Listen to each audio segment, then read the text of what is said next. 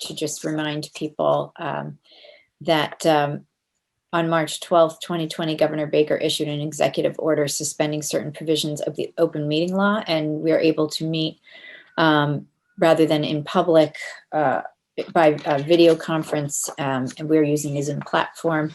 Unfortunately, people won't be able to tune in, and unless they somehow knew about this, wouldn't be able to participate in this meeting. But it is an emergency meeting that's time sensitive because we need to sign a contract in order to set up COVID testing. As Mr. Dennehy said, the numbers are increasing at an exponential rate at this point, and this is something we're hoping will help our residents actually get tested and stay quarantined and safe and keep others safe by getting them back home and until they're not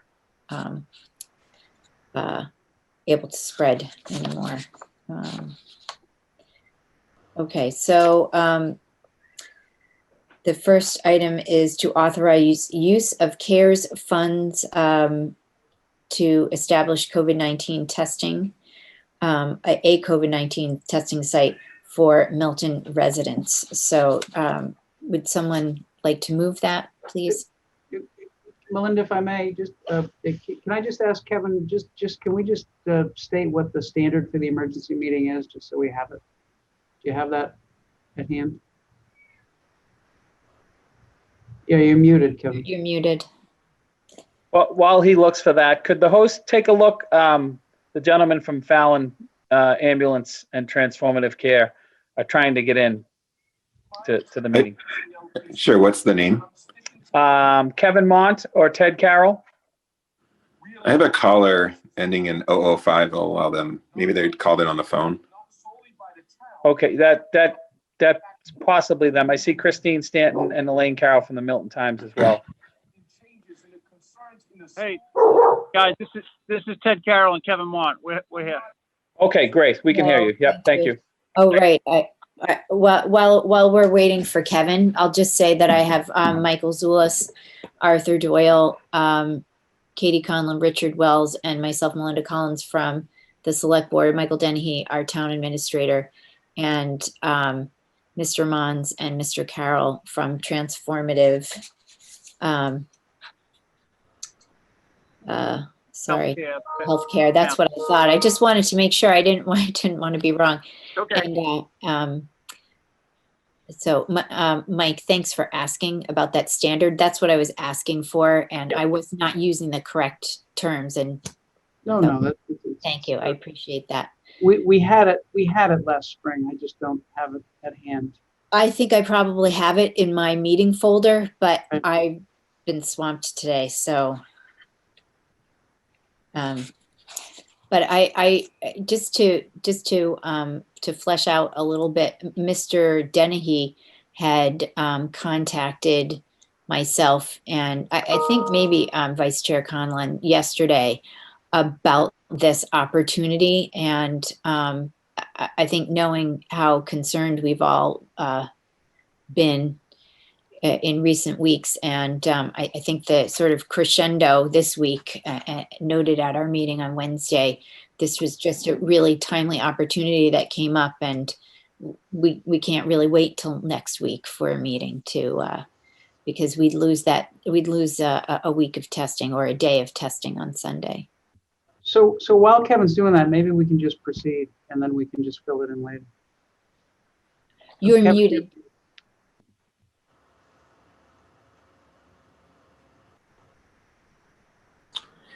Good afternoon, Kevin Freitag for the Office of Town Council. Madam Chair, you'd asked what the standard was to hold an emergency meeting, and I'll just read the following. The open meeting law requires that except in an emergency circumstance, in addition to any notice otherwise required by law, a public body shall post notice of every meeting at least 48 hours prior to such meeting, excluding Saturdays, Sundays, and legal holidays. In an emergency, a public body shall post notice as soon as reasonably possible prior to such meeting. The open meeting law defines an emergency as a sudden, generally unexpected occurrence or set of circumstances demanding immediate action. And it's on the public body to justify the need for an emergency meeting. Thank you. And I think Mr. Dennehy and Mr. Carroll and Mr. Mons really didn't have this. And I know Caroline Kinsella also worked on it. Didn't have this sewn up till just about last night. So I think, is that correct? Probably about a half an hour ago. Okay, so half an hour ago. Yeah. So that, yeah. But yes, a lot of moving parts. I can get into the details as we move through it, but yeah, a lot of moving parts. But Well, you're spot on. we Madam- appreciate the full court press on this. Mr. Zulus, do you have a question? No. Well, I'm comfortable given the nature of the sudden rise in COVID cases and the need for testing, and the fact that this opportunity has just arisen suddenly, that meets, in my view, the standard for an emergency meeting. Thank you. And Mr. Doyle, Mr. Wells, and Ms. Conlon, would you like to say something before we move on? I just express my gratitude for the quick movement so that the opportunity for our people is not missed. Thank you. Madam Chair, it's Kevin Mont, by the way, from Fallon Ambulance, I'm ONT. And Thank you. I just want to give a shout out to a former member of the board, Kathy Fagan, who came to me with this thought 2 days ago. And I'll let Mr. Dennehy take it from there, but she was the first person who actually came to me with the idea of it. I just want to give a big thank you to her for taking the time to ask me that question. Thank you.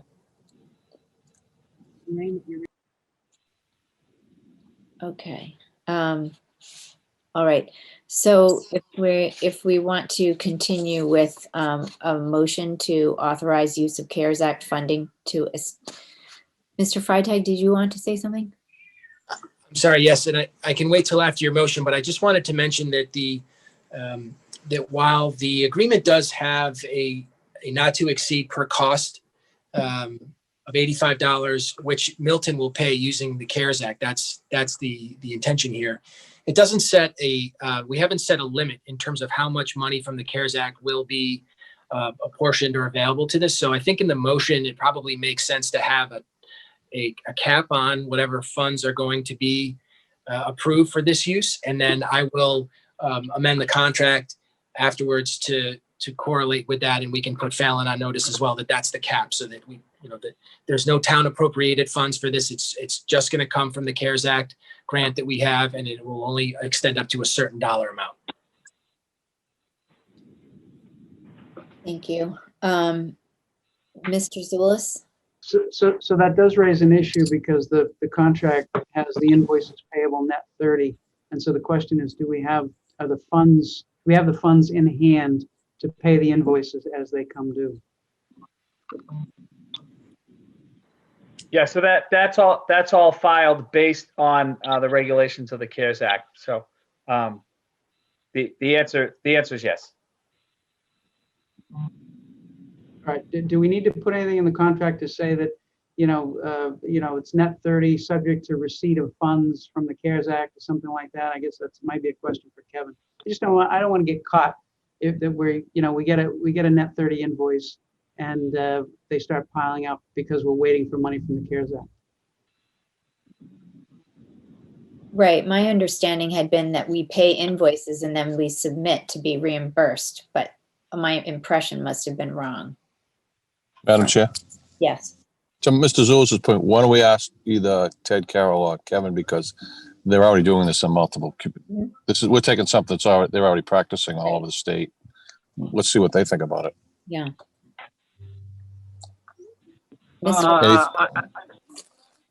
Hi guys, how are you? Thanks for having us here. We are doing this for multiple communities right now. We're doing most of the Stop the Spread sites, which is at the state-funded sites, and now we're setting these up with many communities throughout the town.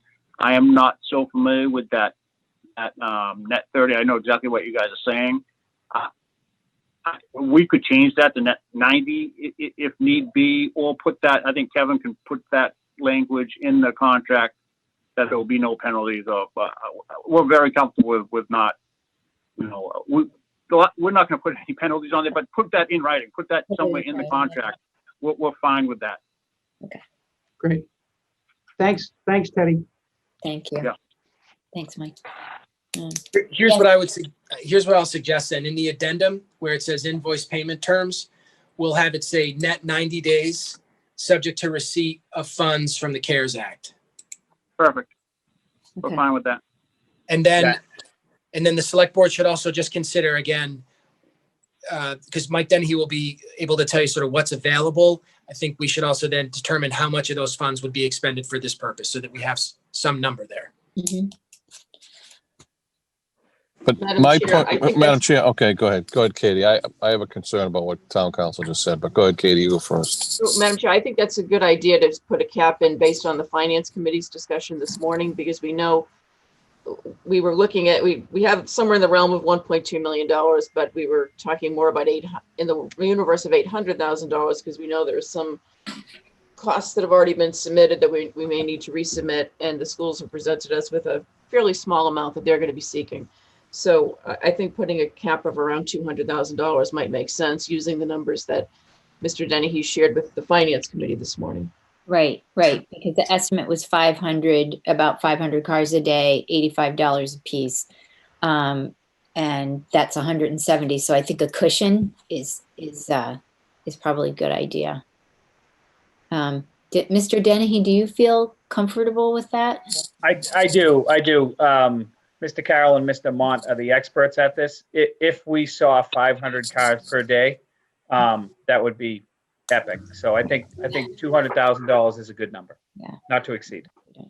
Okay, that, We agree with that from Fallon that, 500 a day is a massive amount. It's hard to predict this type of stuff, but we do not think that you'll be doing 500 cars a day. And you're keeping this strictly to Milton residents, correct? That is correct. What about, Yeah. oh, sorry, Madam Chair, okay. no, that's okay.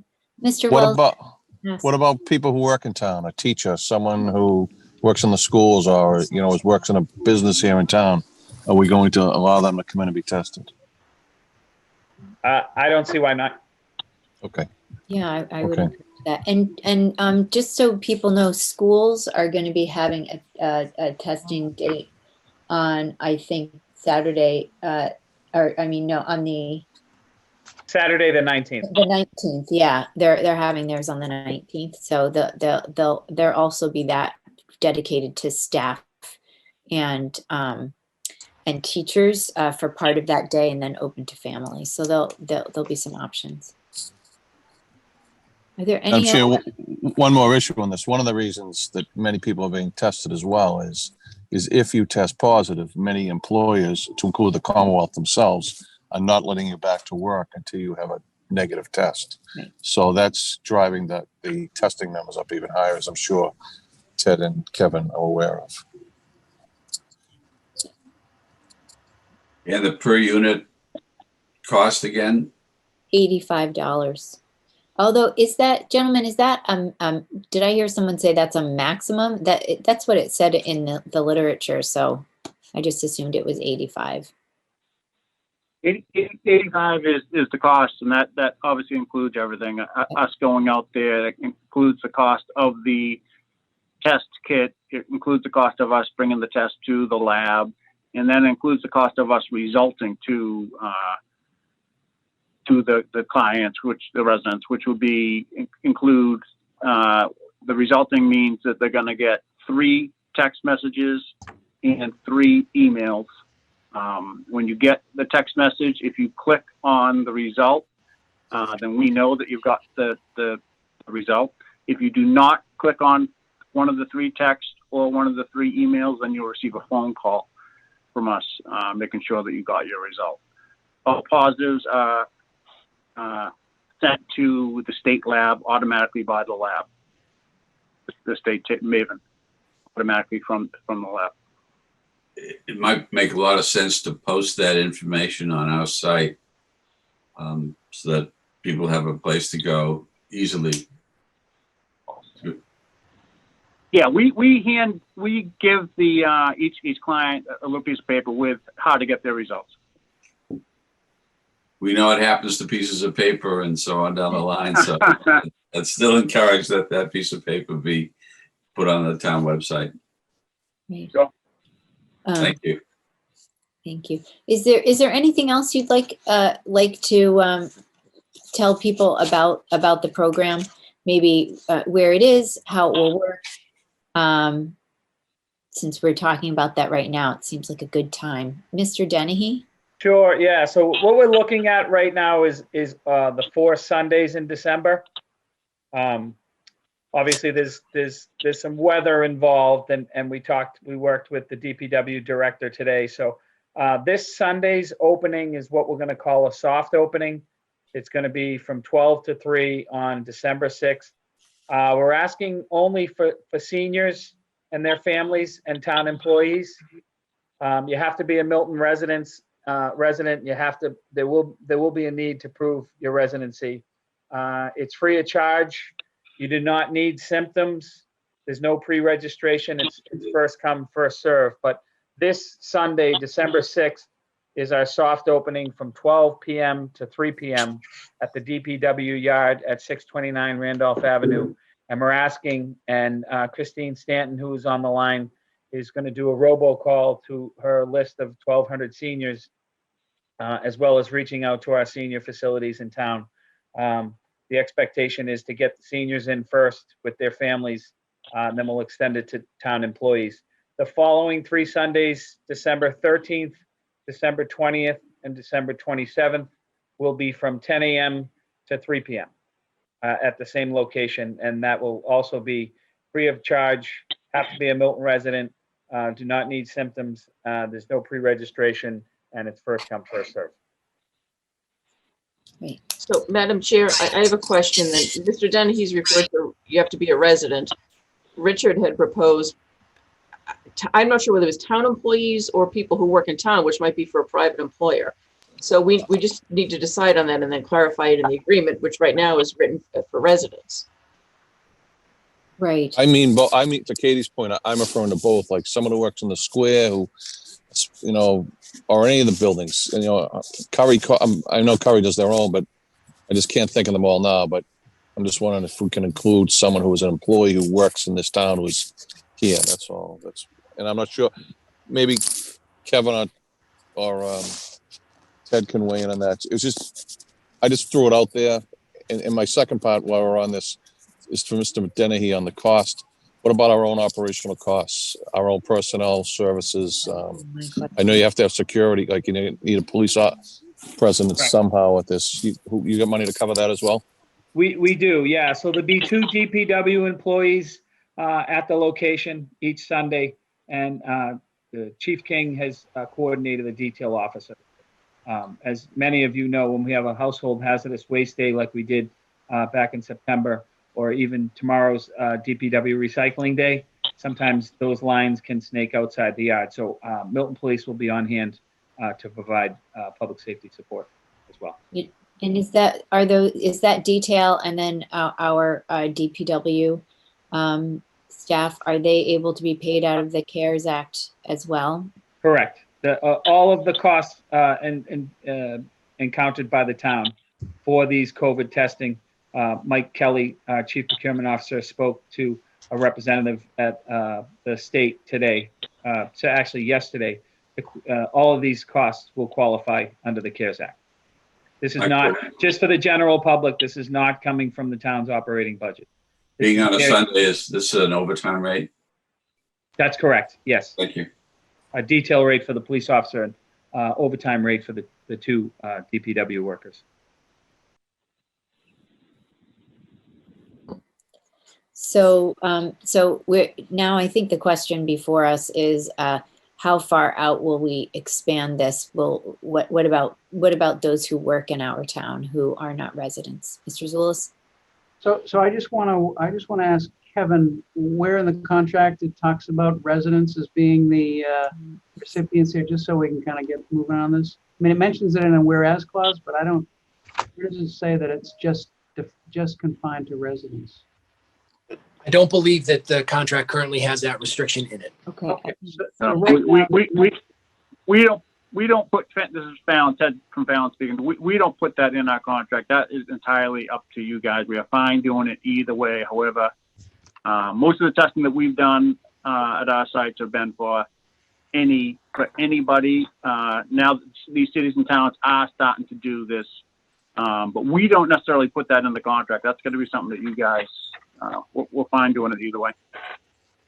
Madam Chair, the only other place I saw it was in the addendum, but I agree. It wasn't the only, it was in the whereas clause, and then I couldn't find it in the agreement, but in the addendum, the 4th or 5th line down, it says number of residents at facility. It's capitalized, so I don't know whether it was going to be a defined term there or not, but maybe we should change that or change that word. Number of Testees or something. participants or, yeah, something like that. Yeah, I think that's what we'll have to do. And then, I mean, the way Mr. Dennehy was thinking about it, I think was, oops, I lost all of you.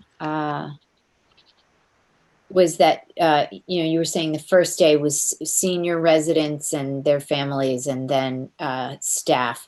So it sounds as if you could kind of define it every week. And then the following weeks, if we wish, we could say our residents and then also people who work in the town, but I'm not sure how. Mr. Zulus?